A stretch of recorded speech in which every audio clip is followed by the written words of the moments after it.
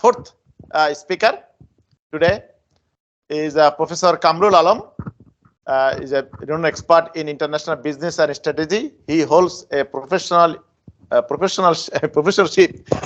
the Santa Cruz University in Melbourne, Australia.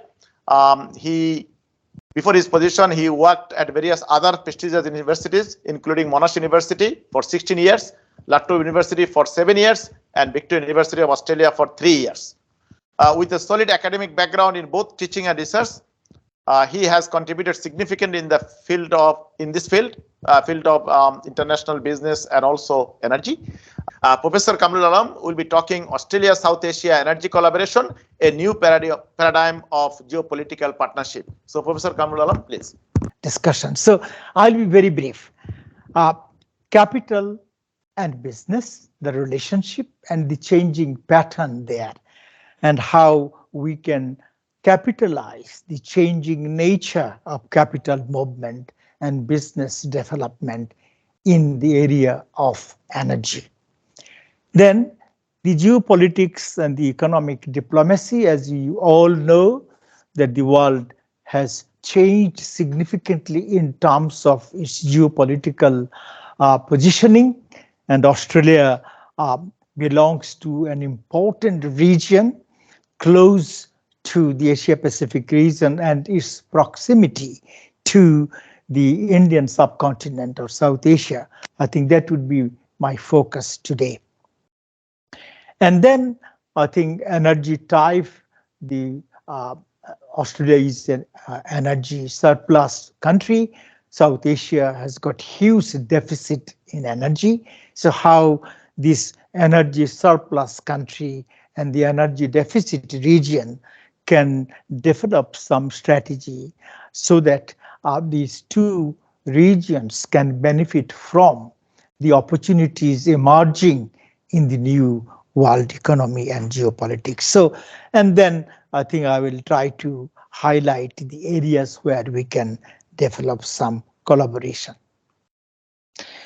I think I know it is a bit different approach, but I like to take you away from pure science to economics and science.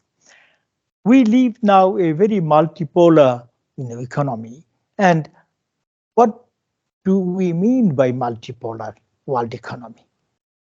In 50s, 60s, 70s, it was the Eurocentric world economy. Technology, investable capital did come from the West.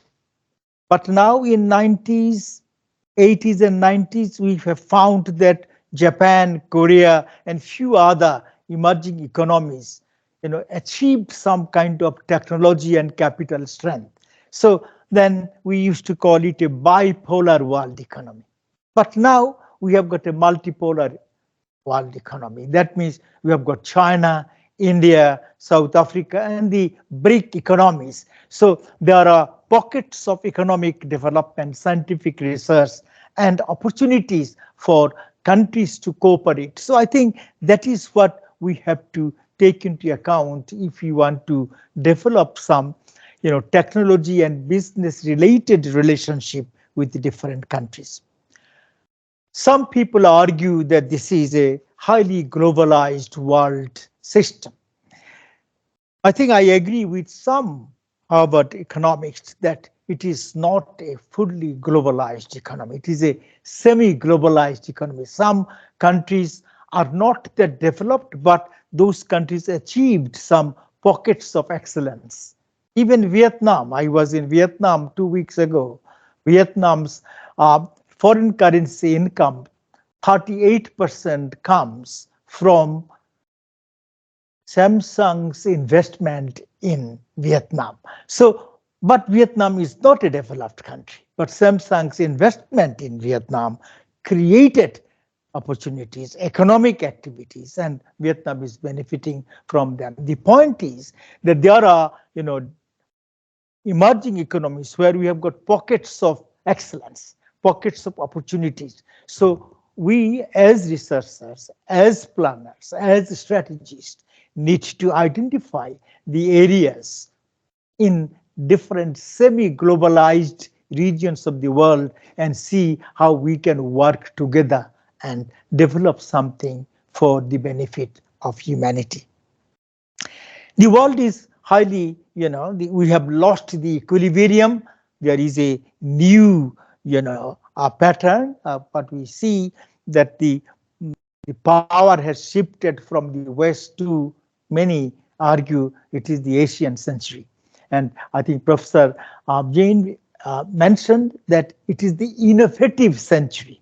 So, and where the innovation is taking place. So I think it is important that we try to understand that the features of that innovative century and how we countries in the region can be part of that innovation and do some innovative cutting-edge research as CSIRO has been doing. And I think many countries in the world, especially in the Asia-Pacific region and in South Asia, are not aware of the excellent research that Australian institutions, universities have been doing. So I think this is a time that we make our neighbors, our friends, our partners, our stakeholders know what we can do in collaboration and develop something for humanity. So I think there are, I'm not going to into the economics of these things, but my point here is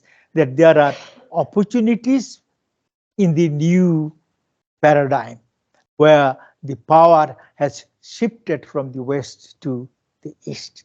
Now, and there are, what we call new international labor market. As you can see, Australia has taken a decision a couple of weeks ago that will change the whole demographic mix of Australia. I don't know why that decision was made, that we have got, huge skill shortage. Now, where from we will get that skill shortage, skilled to benefit our, economy. So I think, and that international labor market, can we develop some collaboration with India, with Bangladesh, with Vietnam, and with other Asia-Pacific region to create skilled manpower, supporting industries, supporting research that we think should be focused on in the future, addressing the energy crisis, because we are in a very what we call a difficult stage, not in terms of global economy. There is an energy crisis as well. So we need to be very fast, quick, and innovative to initiate a process and go for a very fast-ranging, fast-paced transition to some kind of renewable energy sources. So I think South Asia, as I mentioned, our focus is, that's a region economically growing very fast, rising middle class, and I think Australia can tap into that growth opportunities in South Asia.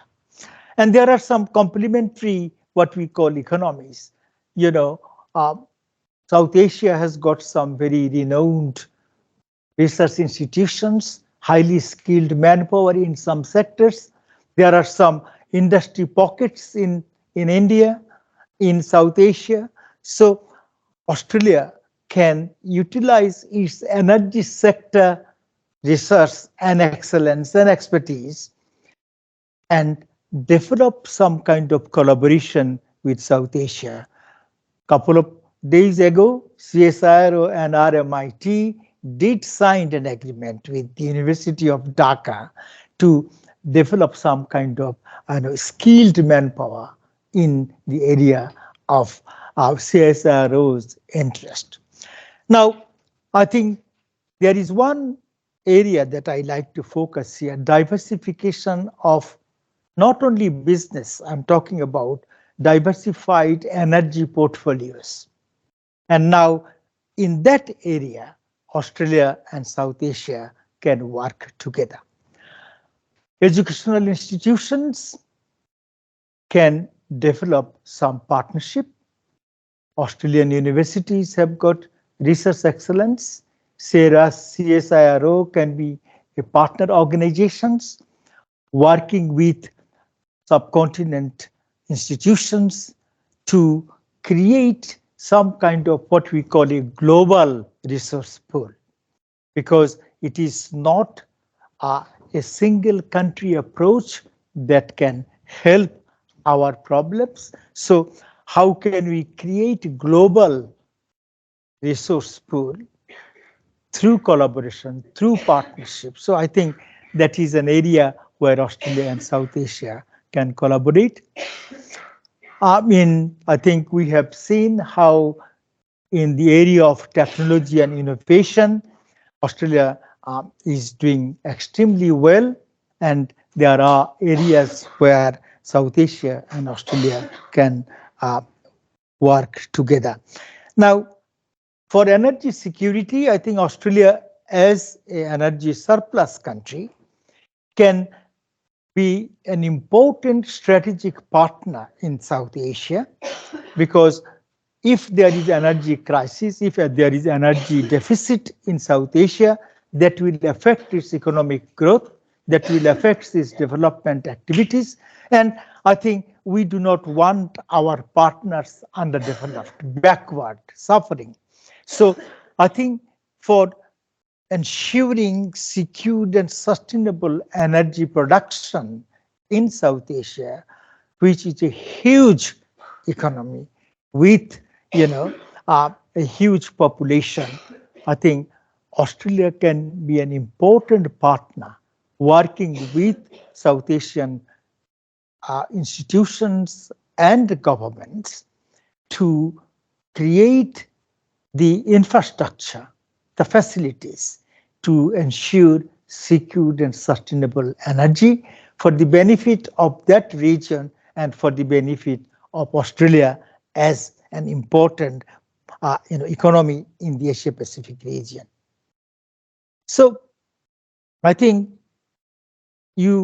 I believe you all are aware that the Indian Ocean Rim Association Australia is a partner in that. And these are important priority areas. Blue economy is one, and blue economy does not mean exploration of oil and gas, but there are some marine life related research and activities where the eco-ocean economy, that is an area not very highly explored, but that is an area where Australia and Indian Ocean rim countries can work together.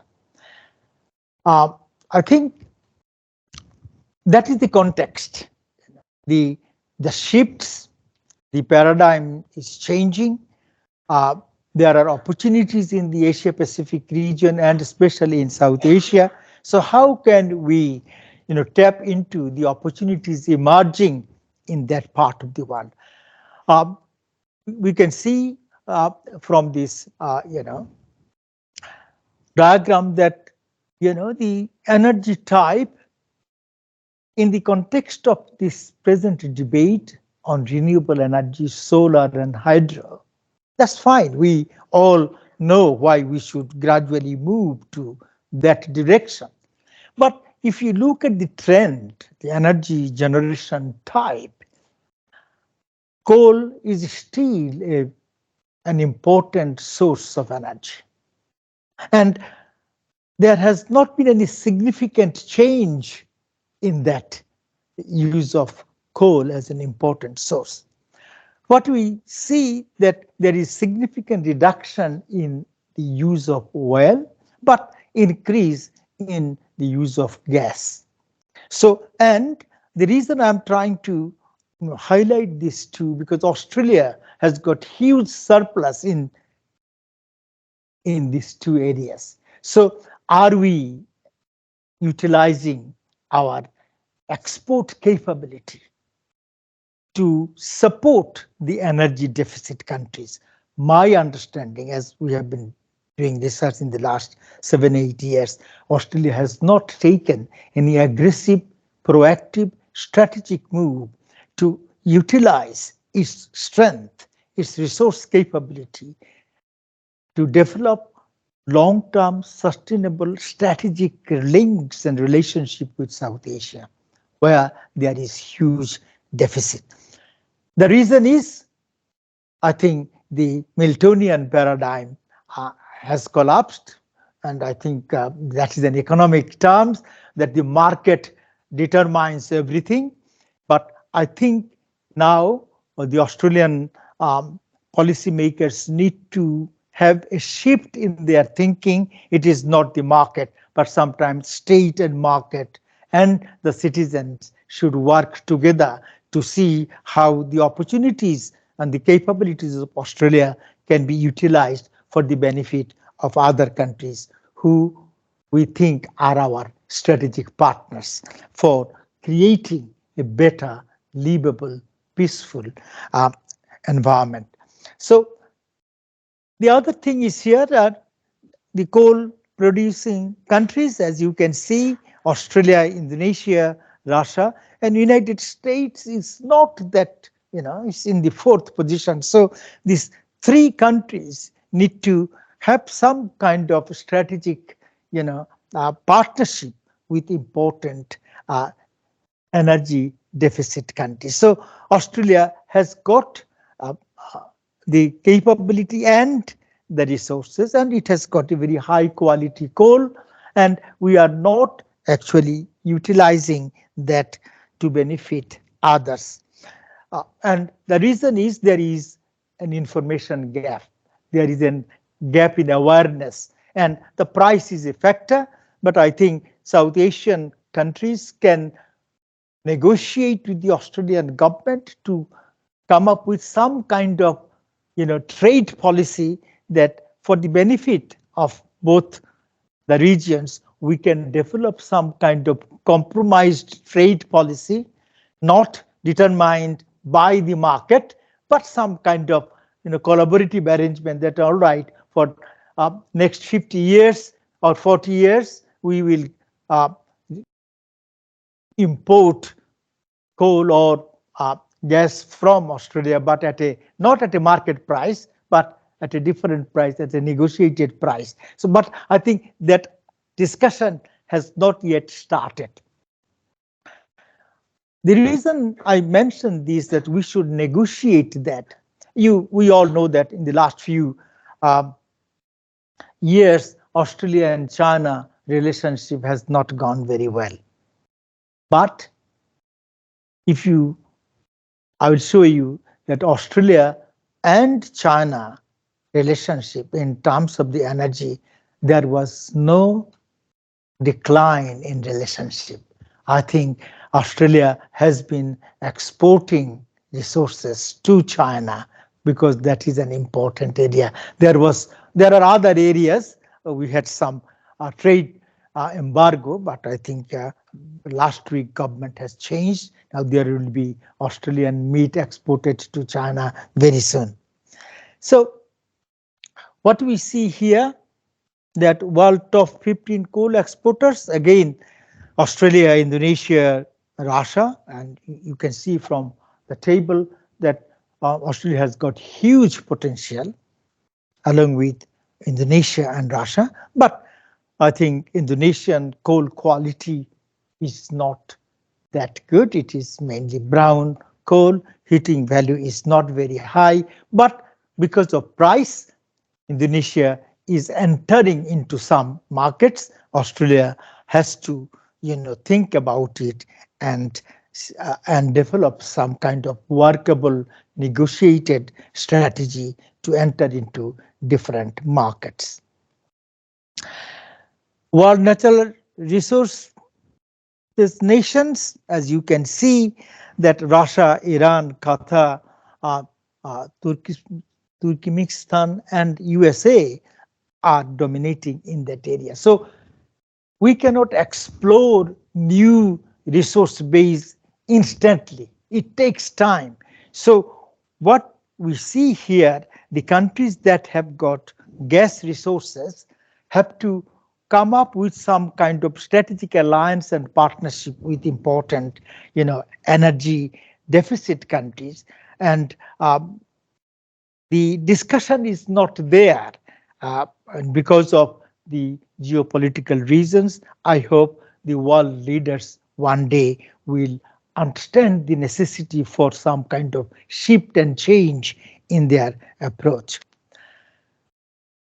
LNG exporters, Australia is in the second position, and as you can see, out of 11, even Papua New Guinea is exporting, Malaysia too, Nigeria. So it is not concentrated in one part, but mainly 3-4 countries: Qatar, Australia, USA, Russia are the 4 important players in in this export sector.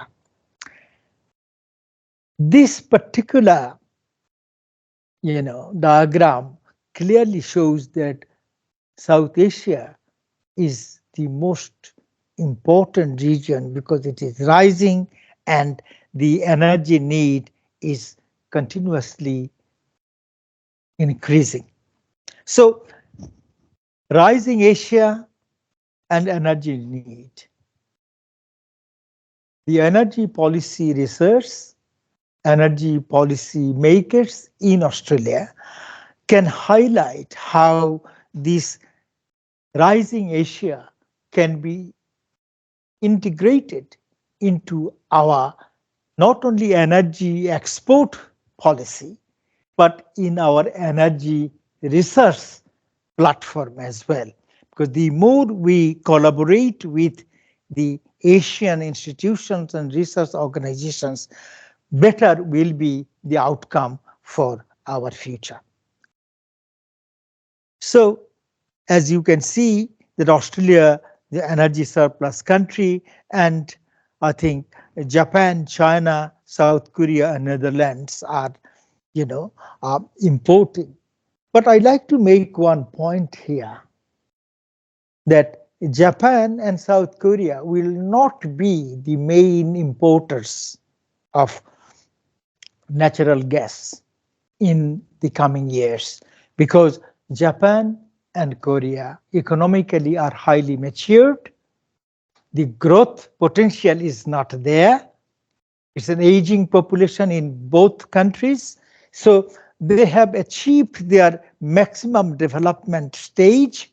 So they are in a declining phase. So I think Australian businesses and strategies should try to diversify their export locations. Japan and South Korea will not be the importers in the coming years. So I think that's why China will be an important player in that portfolio mix. But there are other, India and South Africa and other emerging economies will be important importers of Australian natural gas. And if you look at the gas reserves and LNG hubs in Australia, I think these are all located in the coastal areas. And some important ones are very close to Asia and South Asia. And from economics point of view, from transport point of view, from logistics and supply point of view, I think the Australia's location and resources in the coastal areas could be an important business strategy component for both the Australian organizations and policymakers and the policymakers and importers and industry leaders in South Asia and Southeast Asia. So I think this, Professor Firoz Alam helped me in designing this. I'm not a technical person. Thank you, Professor Firoz Alam, for helping me. And I think, as you can see, Australia's, world largest coal exporting country. Again, we mentioned that, but it is important that we have to change the portfolio so that we can Australia can position itself in the future market, which is changing very fast. South Asia, as I mentioned earlier, is an energy deficient country. India's coal production and is India's LNG imports. You can see it is rising.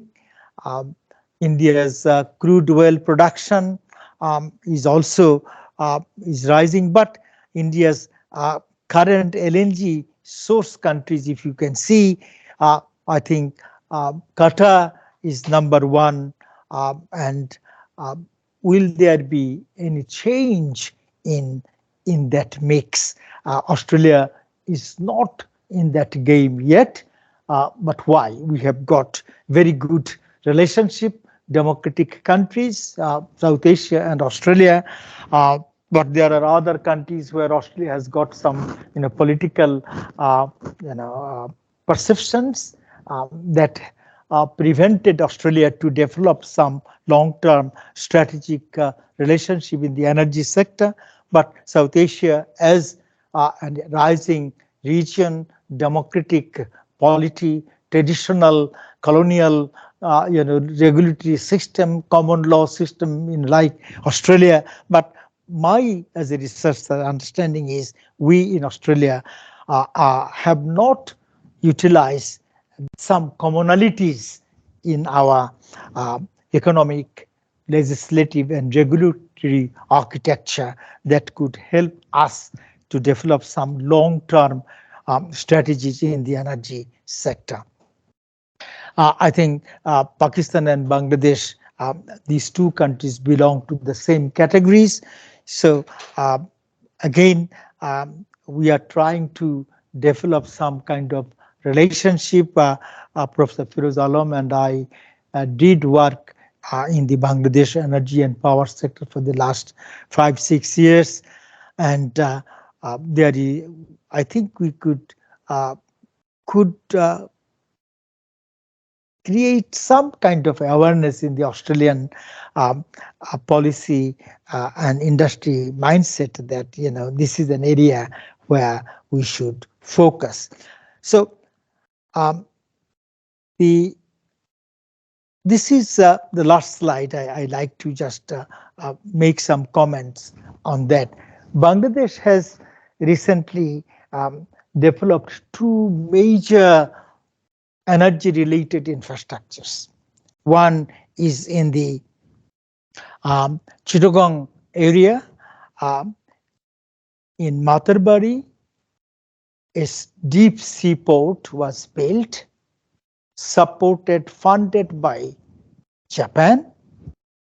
A coal-fired power plant built by Japan. It will be managed by Bangladesh, but the important economic aspect is that Japan is building an export processing zone next to that seaport. So the point that I'm trying to make here, Japan is involved in the energy sector, built a seaport, deep seaport, financed a coal-fired power plant, building another LNG plant, at the same time building an economic zone there. So in Paira, there is another new energy infrastructure, a port and a coal-fired power plant financed by China, coal-fired power plant, and the port financed by China. We visited these two places last month. Professor Firoz and I visited that. Interestingly, again, China is building an export processing zone next to that new port financed by China. So what I'm trying to argue here, you can diversify your investment portfolio. If you go to energy sector investment, you can see some opportunities in related areas as well. And by doing that, the regions and the countries can benefit not only from its investment package in the energy sector, but you can also take the benefit of other related sectors. What we call in economics is say spillover benefit. If you are in an energy sector infrastructure, you can also build other related, businesses. It could be manufacturing. Saudi Arabia is in Bangladesh, and Saudi Arabia was not very interested in investing in developing countries, but recently it has signed an agreement with the Bangladesh government to build some plants, and supporting some economic activities, and especially some, energy refinancing, refueling facilities, and Saudi Arabia will invest there. So I think other countries, Saudi Arabia is a different type of economy and country, but if Saudi Arabia can find opportunities in India, in Bangladesh, and in other South Asian countries, I think Australia should not waste its time to think about it and develop some strategy for the future. So I think my final remarks here that it is important that we develop some competitive energy policy. Market is important, but I think we have to think beyond market, utilize our technology competency in the energy and power sector, and develop some kind of strategic partnership with South Asian nation for their economic and social development. Because I, as an economist and a business researcher, I take that into account. Science is for humanity. Science is for social well-being. Science is for economic and social development. So I think we should not exclude this from any of our scientific research related equation. So, and I think as Australia needs to export its energy and South Asia needs to import energy. So I hope that in the future we'll find some important strategic partnership between Australia and South Asia, not only in financial investment, but in energy sector, important research areas. And Dr. Nakshad Haq is leading some projects, not only in Bangladesh, in South Asia. So I think there are some important leads what we can see, but we should be much more innovative, aggressive, not in a negative way, aggressive in terms of utilizing the emerging opportunities.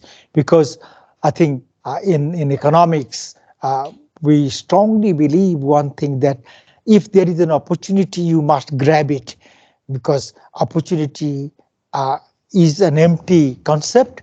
If you are not in, someone else will be there. So as South Asia is emerging, growing fast, opportunities to develop energy sector collaboration in terms of research, in terms of training, in terms of skilled manpower development, so that Australia and South Asia can benefit from its future endeavors. Thank you very much.